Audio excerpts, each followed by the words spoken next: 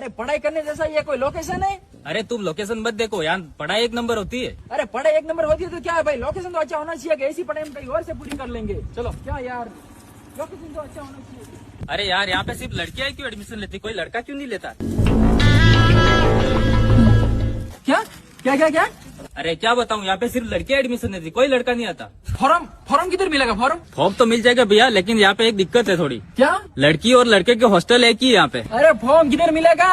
अरे भैया फॉर्म तो मिल जाएगा, लेकिन यहाँ पे लड़की और लड़की का बेड एक ही है। अरे भाई तू फॉर्म कहाँ मिलेगा ये बता।